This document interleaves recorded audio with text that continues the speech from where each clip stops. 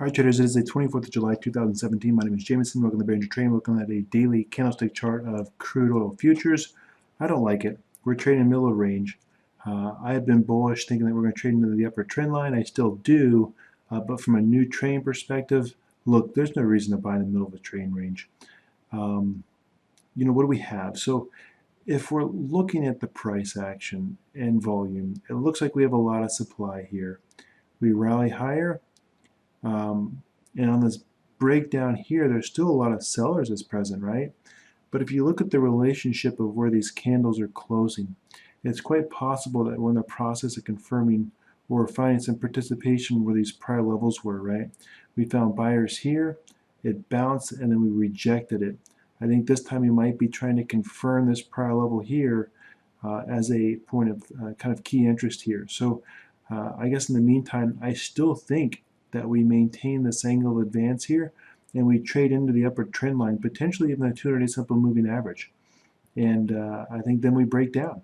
If we look at the cumulative delta, look, there's not a lot of participation here. This is very passive trade that's present. And therefore, I just say, look, avoid it. If it breaks down and provides an entry, hey, let's talk about getting long.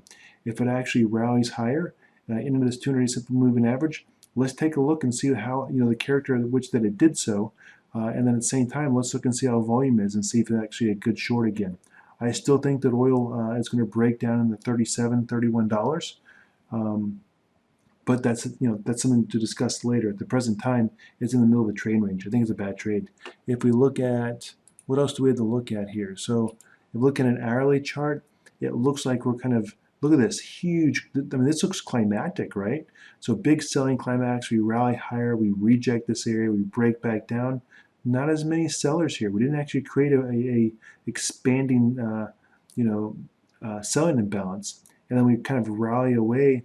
And I can actually see that we're starting to have a little bit of participation here. So, it makes sense on the hourly chart here that we rally back into, into these prior levels, and we probably retest highs here.